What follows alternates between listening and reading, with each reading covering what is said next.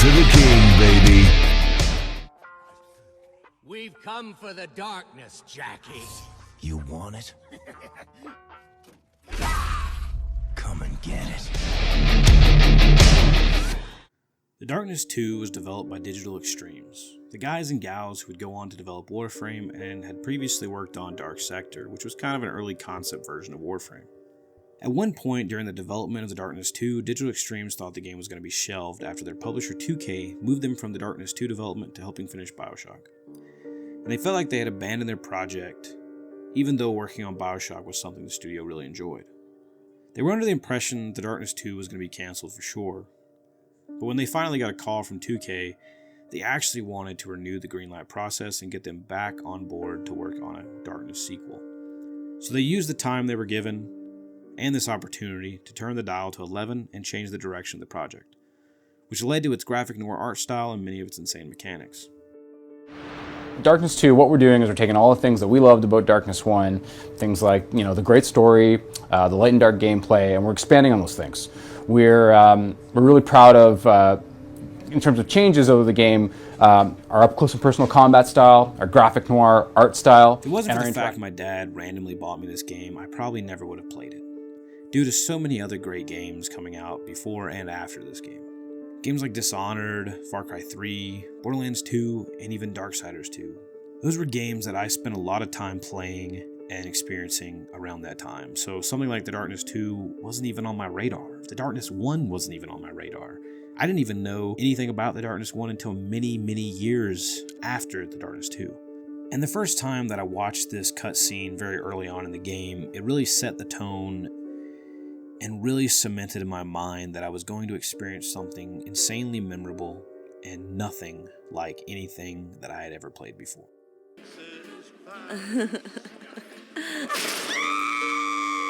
Oh shit! Jackie, get down!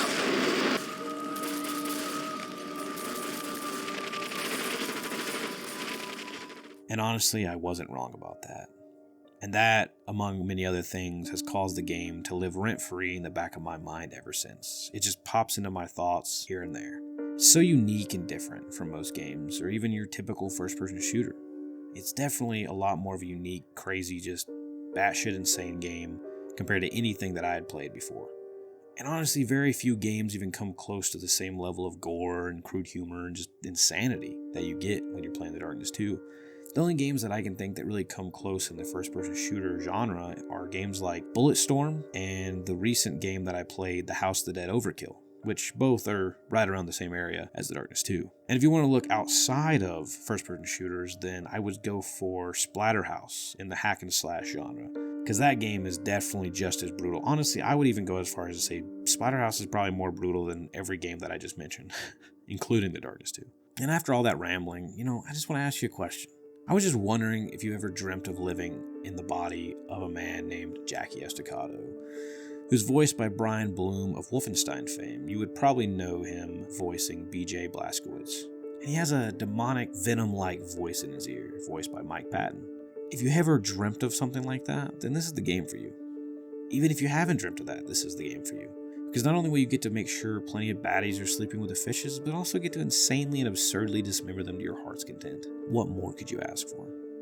Jackie had suppressed the darkness in the time since the original game, but he was in such bad shape and he really had no other option to keep himself alive and protect all of his friends and family. So he had to let it out. I'm free!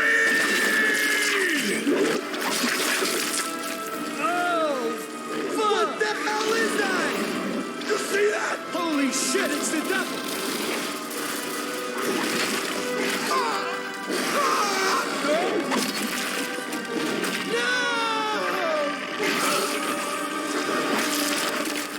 But once he did, it pulled him right back into the murdering business. Well, the more occult murdering business, I guess.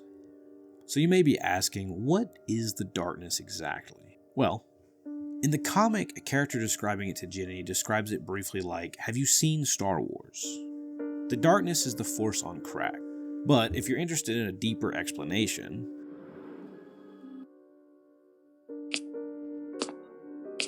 Okay, you know how this story starts. In the beginning, there wasn't shit. Literally, nothing but void and darkness. And that's how the darkness liked it. It wasn't until God decreed, turn on the lights, that things got nasty. It started out small. A planet here, a sun there. You know, next thing you know, there were humans and cows and then stuff running all over the place. Needless to say, the darkness was pissed. From then till now, the darkness tore its way through the world, inhabiting one human host after another, each thinking that they were its master. But you can't own the darkness. The darkness owns you. The darkness is a formless force, described more as a power than a being. It is at best an unfocused mind in need of a host to shape its personality, which is why it's been jumping from host to host over the centuries. The Heart of Darkness claimed that the entity sees itself as benign, as humans feed it with their evil and drive it to seek chaos. From what has been described of the darkness's background in the comics' fictional Bible, the entity grew bitter after God exiled it into the bowels of the cosmos, but also that it became perfected from its seething hatred, emerging with nearly limitless power and the singular desire to spread chaos on Earth. The Darkness 2 is a pretty linear, story-driven shooter with some environmental interaction through grabbing random shit and tossing it at your enemies, impaling them and pinning them to the wall, or using car doors as a shield like the Incredible Hulk. You find some relic collectibles, and just about everything you do gives you essence that you use to upgrade your abilities in this RPG-like skill tree. You also have a Darkling companion voiced by Peter Newman,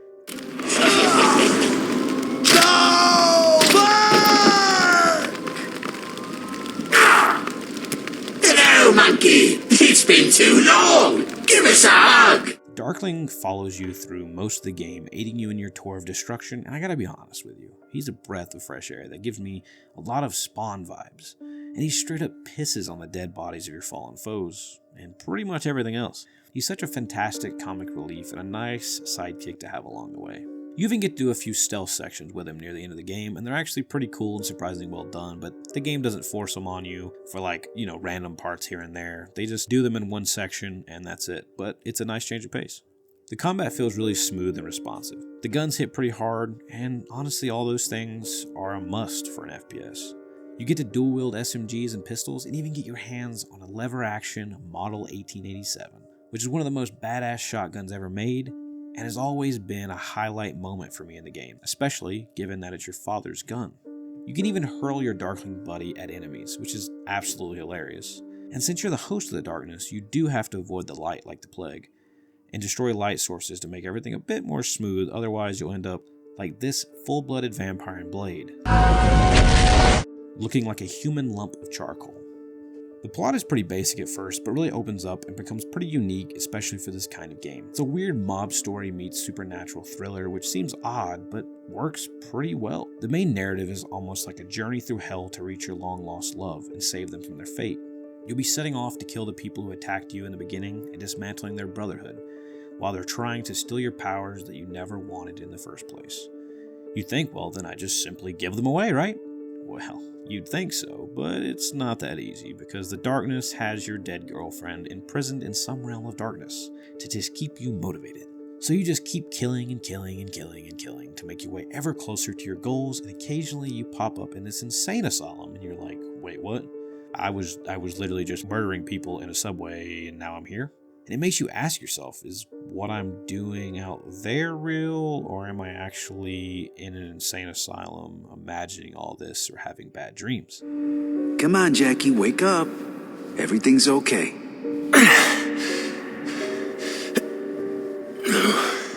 There you go. You're out of it now. You fell out of the bed.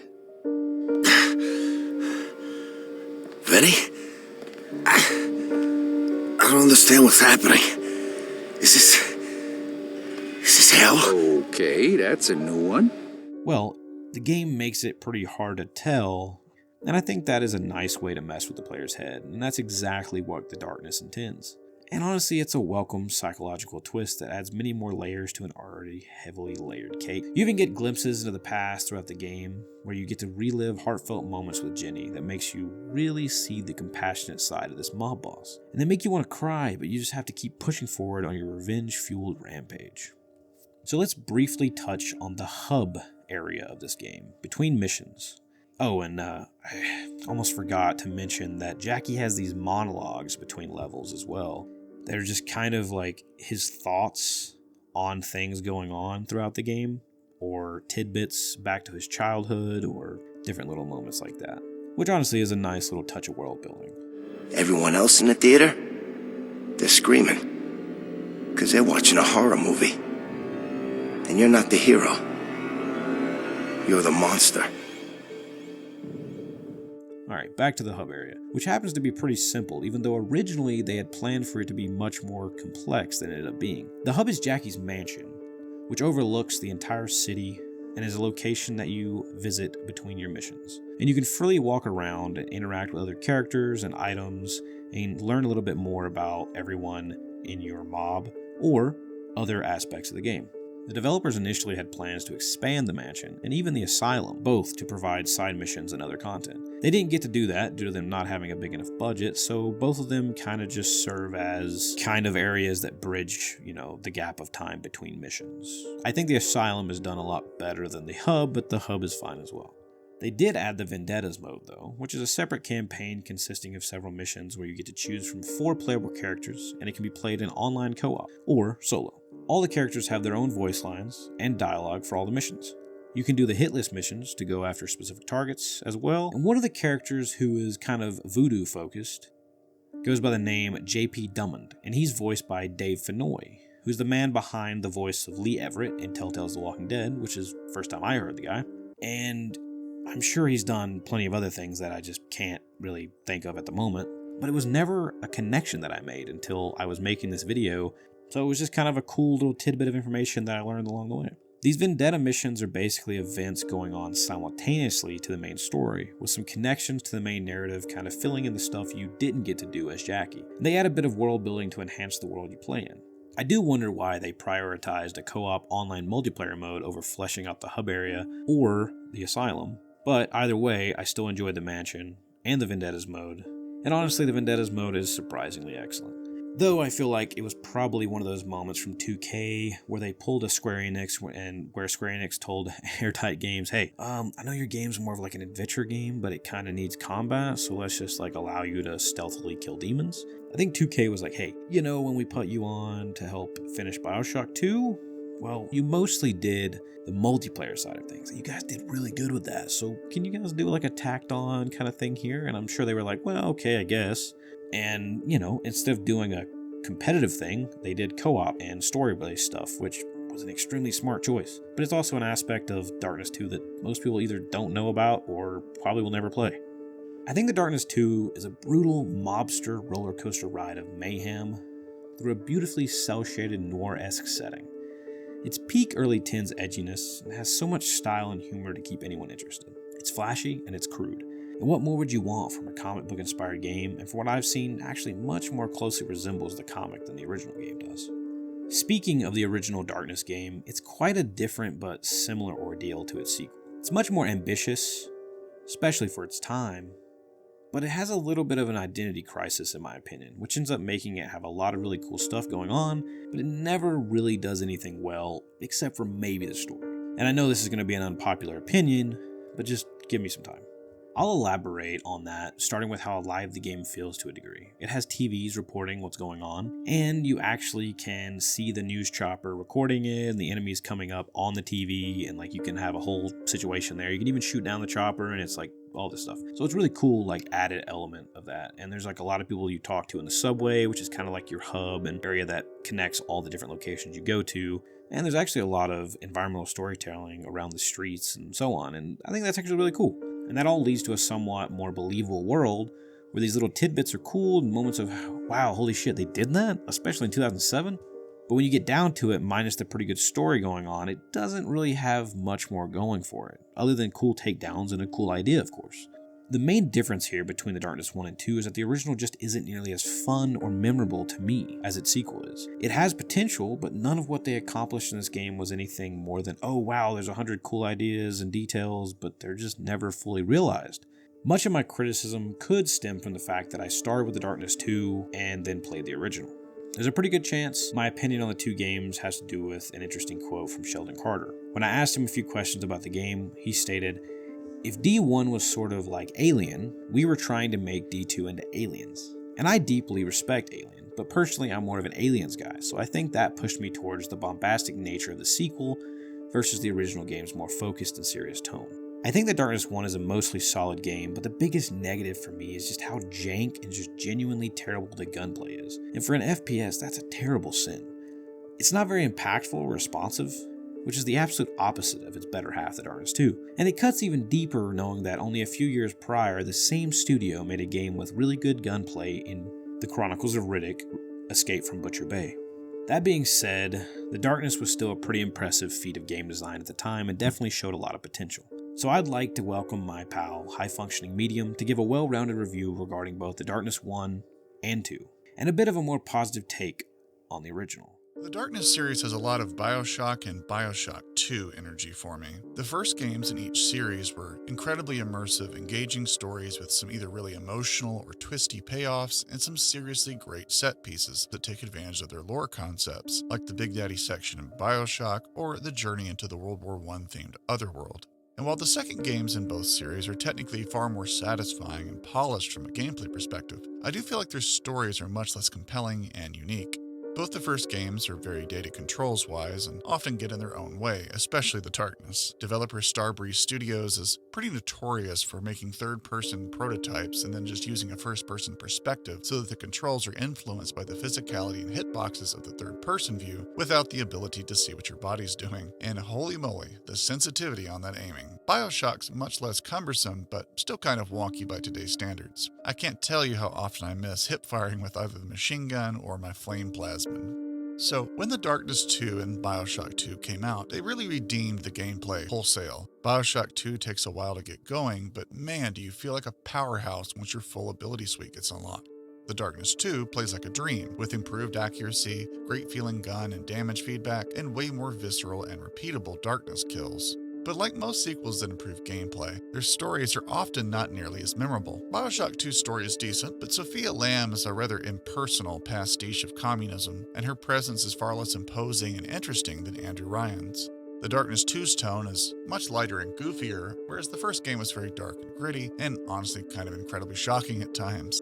So we go from a gut-wrenching love story in the first game to a sort of comic book power trip with stereotyped mobsters cracking wise. He was busy snorting coke off a hooker's ass. Never could multitask. And much goofier Darklings this time around. It's not that it was bad, it just didn't have any of the edge the first one had. Put simply, the first Darkness is a game that tries to actualize its comic book source material into something more akin to an HBO show, and the second completely embraces the exaggeration and vibrance of the comic book medium. Now the good news is that you shouldn't and don't have to prefer one over the other, because they provide a perfectly complementary blend of two distinct flavors of adaptation, and it's great they both exist to give us a wide palette of appreciation for the world of the Darkness.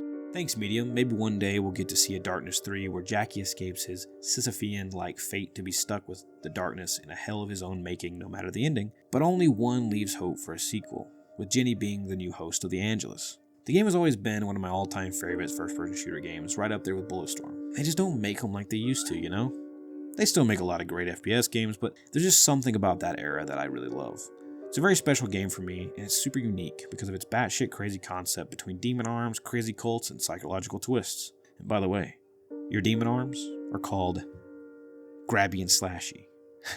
That's what the development team called them. I thought it was pretty cool. Before we end it and succumb to the darkness, I'd like to shout out my friend The Summer of Mark, who just so happens to have a video on The Darkness 2 you should check out after this one. It was the first video I ever saw of his and was the original inspiration for making this video. So please go check him out and let him know Deadforge sent you. I hope it didn't get too dark for you, but the darkness is tricky like that. Well, it's telling me to ask if you wouldn't mind liking the video and hitting that subscribe button. I hope you all enjoyed the video, and it means more than you know that you made it to the end. If you wouldn't mind letting me know you made it this far by commenting "Embrace the Darkness," that way I know for 100% that you watched the video. Thank you once again, and I want you to know truly how much it means that not only did you take time out of your day to watch this video, but you potentially commented and left a like. So I'll see you in the next one. No!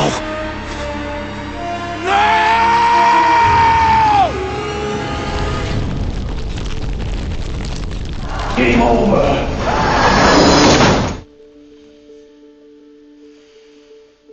Hello everyone, thank you very much for watching my video on The Darkness 2. Thank you for waiting so long for something new from me, and thank you for sticking around and subscribing, or just being a viewer and a friend and someone who enjoys what I do here and what I'm trying to bring to the gaming world, the industry, and the gaming space on YouTube.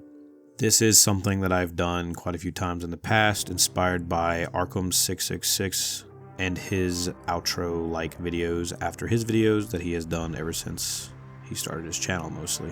And so I do them from time to time, but I haven't done them in a while. Don't expect them often, but when I do them, I like to do some shout-outs, which I will be doing, alongside announcing some big future projects and some other plans.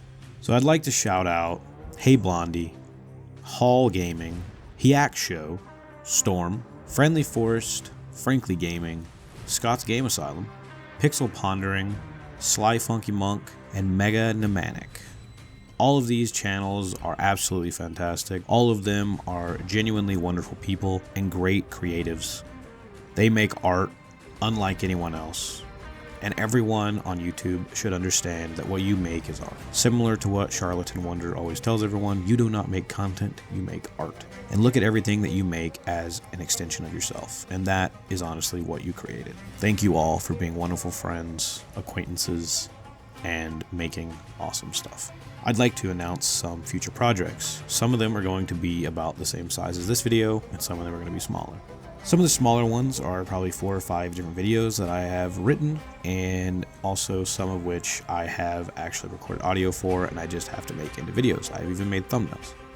But the main 2 that I'd like to announce today are videos on Assassin's Creed Origins, one of the best and most standout games in the series in my opinion, based on both its setting of Egypt and its main character, Bayek of Siwa, which really resonates with me as a father, and I've always been a huge fan of Egyptian mythology and culture. So it is genuinely an impressive game on many levels, and a game that very much so stands out among the sea of copy and paste games that Ubisoft has made as of late. And I would like to announce that I'll be making a video on We Happy Few, and remember, both these videos will be similar in style to this video. And the video We Happy Few is an interesting one, and one that I've been looking forward to making as I finally got back into the game, so hopefully that happens very, very soon. It will be a very interesting one, as it is a game that deserves a lot more credit, a lot more love, and a lot more appreciation than it got, but trust me, it still has a fan base, as they all do. Thank you very much if you watched the entire video, and thank you a second time if you watched through this entire post-credits scene. I would also like to say that prior, this end segment was significantly longer. Thank you very much. I hope you guys enjoyed. Have a good day. Wait, no! Don't go up there, please! You'll just get...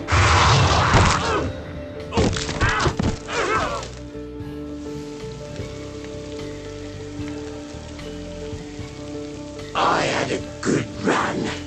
Knew the risks. Made my choice. Oh, I'm gone for good this time. Good luck, monkey. Try not to fuck it up, eh? Damn it, Jackie!